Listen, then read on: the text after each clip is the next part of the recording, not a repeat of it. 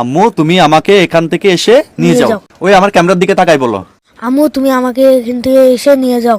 বন্ধুরা আপনারা দ্রুত একটু এই ভিডিওটা শেয়ার করে দেন। আপনার একটা শেয়ারের মাধ্যমে আমরা হয়তোবা এই ছেলেটাকে তার পরিবারে ফিরিয়ে দিতে পারবো। আমরা এখন অবস্থান করছি কক্সবাজার রেল স্টেশন রিং রোডে। এই ছেলেটা গত 3 সপ্তাহ আগে তার ঘর থেকে চলে আসছে কাউকে কিছু না বলে। তোমার নামটা একটু বলো তো। আব্দুল্লাহ শিকদার। আব্দুল্লাহ শিকদার। তোমার বাড়ি কোথায়? মাদারপুর। মাদারীপুর। তোমার আব্বু আম্মু আছে? বাপ নাই, মা আছে। বাপ নাই, কি মারা গেছে? স্টপ করছে। স্ট্রোক করছে। মা আছে। তোমরা ভাই বোন কয়জন? 2 বোন 1 ভাই। 2 বোন 1 ভাই। ভাই। তার মানে ও ওর পরিবারের একমাত্র ছেলে। তো তুমি যে কাউকে কিছু না বলে মাদারীপুর থেকে যে কক্সবাজার চলে আসছো, তোমার আম্মু তোমার জন্য টেনশন করতেছে না, কান্না করতেছে না? কেন চলে আসছো বলো তো আমাকে। আম্মু মারতো। আম্মু মারতো? তুমি কি পড়াশোনা করতে স্কুলে কিংবা মাদ্রাসায়? না। পড়াশোনা করতে না, আম্মু মারতো সেজন্য ওর আগে দুঃখে ঘর থেকে তুমি চলে আসছো? তুমি কি মাদারীপুর থেকে সোজা কক্সবাজার আসছো নাকি অন্য কোথাও ছিলা এর আগে?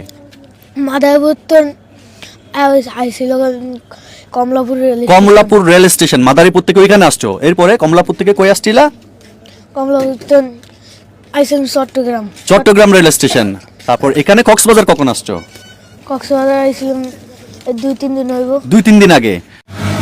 মাদারীপুরের বন্ধুদের প্রতি আমি অনুরোধ করব, আপনারা যদি এই ছেলেটাকে চিনে থাকেন আমাদের সাথে যোগাযোগ করবেন। আমরা খুব শীঘ্রই এই ছেলেটাকে ওর পরিবারে হস্তান্তর করতে চাই, সেজন্য আপনাদের সহযোগিতা আমাদের একান্ত দরকার। আপনারা দ্রুত খুব দ্রুত আপনারা এই ভিডিওটা একটু শেয়ার করবেন।